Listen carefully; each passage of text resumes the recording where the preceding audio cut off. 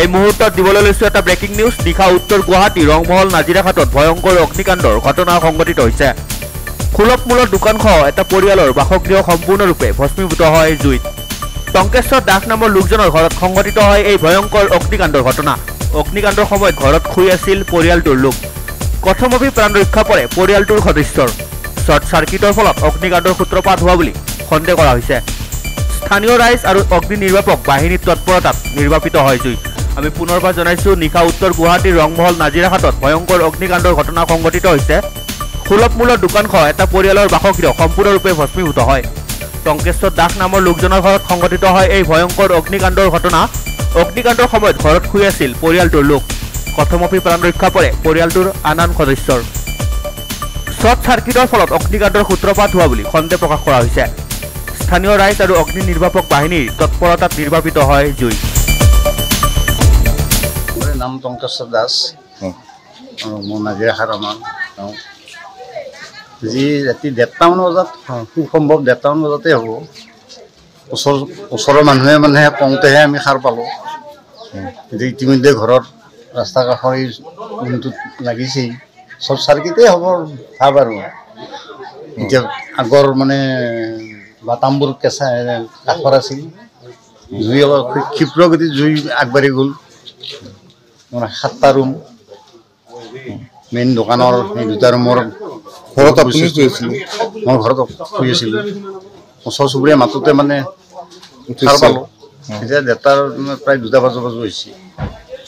তাৰপিছত কোনোবাই আমাৰ ঘৰৰ খবৰ দিওঁতে আহিল। এখন আহি পানী নোমোৱা কৰোঁতে অলপ দেৰিয়ে হৈ গ'ল। জুয়ে গোটেই আগুৰি ধৰিলে।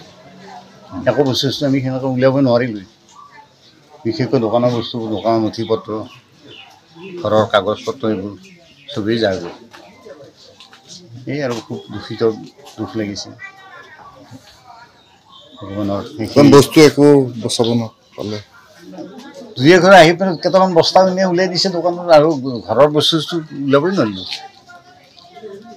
বিশেষকৈ কাগজ পত্ৰখিনিও যোৱা এতিয়া বহুত অসুবিধাতে পৰিম নেকি, কি হয় হৈছে। তেওঁলোকৰ মিটাৰৰ পৰাই জুই লাগিছিলে। মই যেতিয়া দেখোঁ ওপৰত জুই লাগিছে মোটামুটি, তাৰপাছত আমি কেইজনমানে, এই মৃণাল, মই এনেকৈ কেইজনমানে আমি পানী মাৰি, দৰ্জা ভাঙি পানী মাৰি চেষ্টা কৰিলোঁ। ফায়াৰ ব্ৰিগেডক খবৰ দিয়া হৈছিল।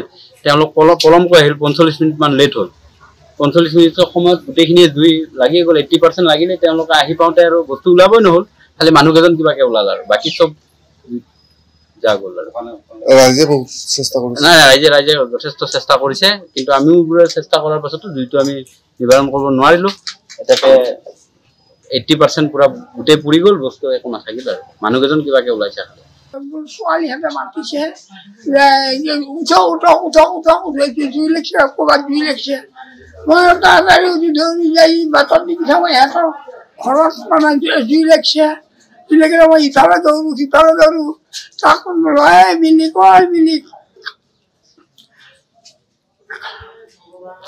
এনেকৈ চাৰিওফালে আটা মাৰোঁ, মানুহ নাই। তাৰপৰা মই এবাৰ আহিলোঁ, সিফালে গ'লোঁ। আহি ইফালে মানুহ দৰ্জা আহি ভাঙি কিছু মানুহ সোমাইছে। তাৰপৰা আৰু অকণমান হৌ কৰি জুইৰ ওপৰত উঠি আহিল। নিজে আৰু ইটো কৈছে বোলে কি কয়, এইটো ফায়াৰ ব্ৰিগেড মাতিছোঁ, আহিব অলপ সময়। আহি আছে। ফায়াৰ ব্ৰিগেড আহি পাই ঘৰ নাথাকে, শেষেই হ'ল। মই কেবিনেটত ফায়াৰ ব্ৰিগেড আহিল।